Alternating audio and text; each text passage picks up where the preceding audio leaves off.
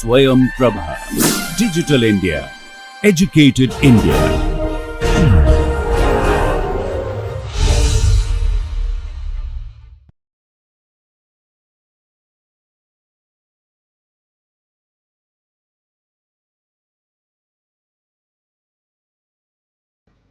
Some of you talked about population balance equation, so I want to just very quickly mention that.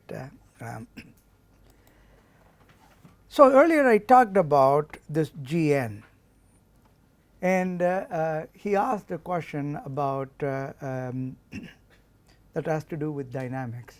Okay, but I said that no, at that time we were only talking about, well, you throw these marbles out there, and I just wanted to describe how they are distributed.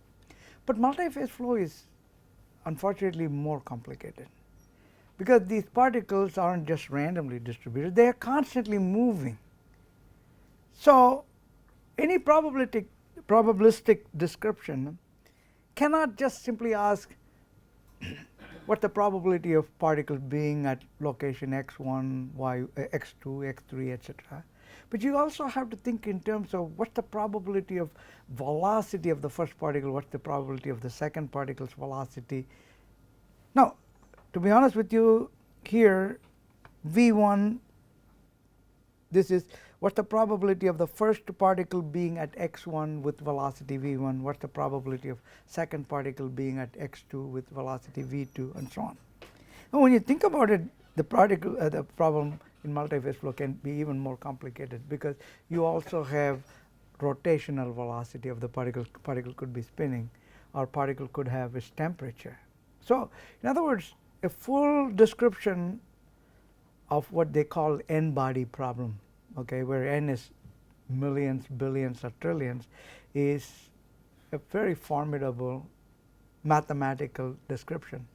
So we will never reach there, but such things are very good reference point which we can use to develop some very rigorous theories. Okay, and population balance equations was developed based on such ideas. Okay.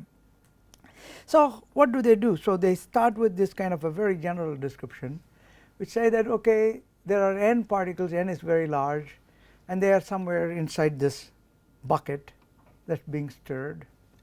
So there are n particles, so they can be anywhere having any velocity. Then they do the same technique and they say, well, look, that's not possible, so let's look at one particle statistics, this f1, okay, which later I'm just going to call f, okay, and where you just ask a question, what's the probability of a particle being at some point at some velocity? Only difference is that you don't care which particle is there. You just say one of those particles, or is it going to be at this point with this velocity, what's the probability? It's still a very formidable quantity, because remember, this f depends on 7 variables. You have to give vector position, you have to give vector velocity. So if you want to write a PDE, it's going to be much more complicated than Navier-Stokes equation. Navier-Stokes equation itself is complicated. But keep in mind that this is a gross simplification of the big problem, the mother of all. But here you have a one particle statistics that depends on position and velocity. So if you have a bucket, you can pick any point x and any time, and you ask the question, what's the, and any velocity, and you ask what's the probability. F is nothing but the probability of a particle being there at that position at that time with that velocity. Okay, so that's our very key fundamental quantity, and we say that we want to write some equations about that, and it's going to teach us something. This f, if you integrate over all velocities, then you're saying, now I want probability of a particle at some location at some time, but it can have any velocity. Okay, that's easier. That's called the number density, because that gives you, because you don't care about velocity, you just worry about whether the particle is there with whatever velocity. Therefore, that gives you number density, which is also related to volume fraction. Okay, So, in other words, this f function, this one particle statistics is useful, because if you get an equation for f, it will tell you how volume fraction, etc. So, in the previous slide I talked about waves forming. You could describe those wave phenomenon with this kind of, if you have this this function f. Okay.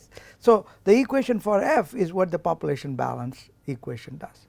So, what the population balance equation says? It says, okay, let us talk about one particle statistics. The probability that there is a particle at location x at velocity, with velocity v at time t, and it will satisfy this equation that is written here. So, what this says is that f changes in time because of three reasons. One that we are sort of familiar with is divergence of Vf. In other words, if you take a volume, it's the advection term. So, in other words, fluids come from left, goes out right. So, if on the left there is higher probability, then your probability will go up next instance if the fluid is coming in. Okay. It's sort of like in this room, if more people come in and less people go out, then f will go up. So, that is a very simple advection phenomenon. Okay. This is the physical advection that we think of, where in x this gradient stands for gradient with respect to x1, x2, x3. So, how velocity fluxes in and goes out. Now, this term is exactly the same. Now, remember, in Navier-Stokes kind of equation you see this term often. That is because there is only x, there is no velocity space. So, here this f is also a function of velocity. You are asking a question, what is the velocity of the particle? I am sorry, the probability of particle having this velocity. So, in you can have an advection in the velocity space. So, this gradient of v is gradient with respect to v1, v2, v3. In other words, what it means is, at the next instance what comes inside you because of acceleration, by the way this is acceleration. So, in other words, if there is acceleration,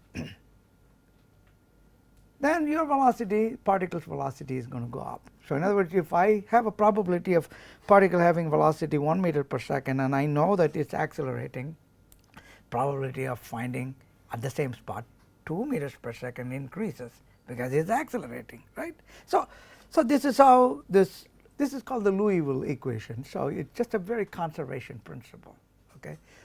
Just taking note of all the f and how it can increase. So, we have covered two mechanisms, and the third one is source and sink. In other words, if collision happens and collision or some other mechanisms is changing this probability of finding particles at some location, or particles are suddenly being ejected, injected, or suddenly they disappear, they will appear as sources and sinks. Yes. Why do the velocity equivalent is not there in Navier-Stokes? What is that? Velocity current of the. Because in Navier-Stokes equation we ask a different question. We are not talking about, we are asking what is the velocity of fluid, which is macroscopic velocity of all the molecules in a continuum volume. We are asking what is what's the rate at which this velocity changes. So, if you take Navier-Stokes equation, we are not asking about probability of molecules having a certain position and certain velocity. In fact, Boltzmann's equation is what you start with. Navier-Stokes equation starts like this, and then you average over all possible velocities of molecules to get the macroscopic velocity. So, Navier-Stokes equations, if you derive it properly, it starts something like this. Only thing is that you write it for molecules, and that goes back to your question and her question, and they write like this. So, this is the kinetic theory equation. Okay, this is the population balance. Excellent question.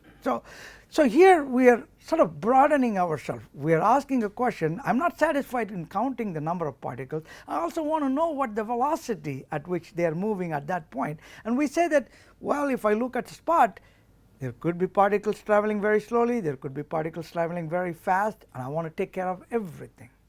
And that is the basis on which this population balance starts with. Now, You could add diameter of the particle. Somebody asked a question about polydispersion.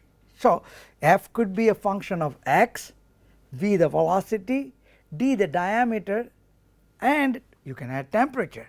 So, in other words, the probabilistic description, the population balance equation gets more and more complicated. So, we are trying to account for every variability that you want to take into account. Sir, in this case, the question is about a particular velocity as well, right? We want the particle to be at a particular location and a particular velocity. That's it. Well, if you want to know the velocity, what you do is, if you want to know what the average velocity of the particle, okay, then what you do is integral f x v t v dv. This is what you will do. So, in other words, what you will say, this will be what is called average velocity. I will tell you why. F says probability, and this average velocity as a function of x and t. So, think about this. What does this mean? F tells you probability of finding at that position at that time a particle of velocity, any velocity. It could be 15 meters per second, going left, going right, anywhere. So, v, by the way, this integral is a triple integral over v1, v2 and v3. It is a vector quantity. So, you are saying f accounts for all possible velocities, and you multiply by velocity and integrate over all possibilities, you get the average velocity. Now, on the left hand side, the average velocity is only a function of x and t. And that is how, when I write an equation for this, it will look like Navier-Stokes equation, because I now deal with only the average velocity of all the particles at that location. Okay. But right now we have made it a little bit more general, and we say that, because you see, when you have a rocket, somebody talked about a rocket. So, imagine you have a volume like this, and let us say you are injecting particles here and injecting particles here, and these particles are going like this. Now, let us take a volume here. Some particles are coming down and some particles are going up. What velocity do you want? In fact, if you take an average, it may be going only horizontally. In fact, none of the particles is like your average. You understand? So particles, when they have inertia, we have to accept the fact. The other reason, collision happens. There are lots of collisions happening. Every particle is going varying directions. What does it mean by only average velocity? And therefore, what this formulation says is that, look, I am going to accept the fact that if I look a spot there, some x location at some time, particles could be traveling at many different velocities. It will follow a distribution, like a Maxwellian distribution, and we are trying to understand how to take care of it. Okay. Now, of course, from here you can get simpler equations if you want to.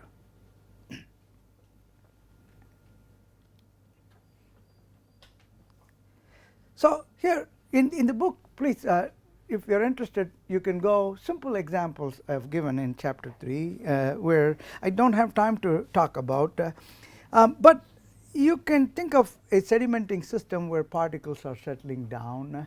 There, I do not want to spend time on this thing. I will just leave it as a homework exercise for you to go and look at it. Couple of different examples where we solve this F equation. It becomes a one-dimensional problem, sedimenting problem. So, particles are sedimenting, their velocities could be, if you pick a point, there could be falling down at different velocities, and it is a function of y, the vertical directions, etc. And I solved it, and I do not have the time, and I really do not want to spend time on this. So, what I am saying is that the population balance equation that I showed earlier can be solved under simple context, and you can learn a lot. Now, people use it a lot in terms of sprays. It's called the Williams spray equation. Okay, I just wanted to point out that when you have droplets that are going and they are evaporating, changing size, etc., it's very difficult, much harder than solving Navier-Stokes equation, because it has space and velocity and time. And if you in addition, if you have size in there, temperature, this is a multi-dimensional PDE. So, typically they will solve it in one dimensions or things like that. The sedimentation problem example that I have are very nice, because they become one dimensional problem. So, it is like an infinite system where particles are settling. So, I am sorry that I do not want to get into the thing, get trapped in here, because we can spend a lot of time on population balance equation. Somebody sent me an email saying that they wanted to me to discuss that briefly. So, I thought that yes, when I talked about F, which is one particle statistics, that itself is really rich, and it can you can spend a lifetime on that. Okay. Now, having said that, I must point out that even though this equation very complicated, etc., it tells nothing about two particle statistics. All this work is about only single particle statistics. It will tell you how volume fraction varies. It will not tell all the radial distribution functions or anything like that. If you want to do that, you have to write an equation for F2, which is the two particle statistics, which gets even more complicated. Okay. So just to summarize, can you tell what FVT is? F as a function of XVT is, what does it mean? Like very simple. F as a function of XVT. Okay. It is the probability of finding a particle at some location x, or tiny little volume dx around that point x at time t with velocity v.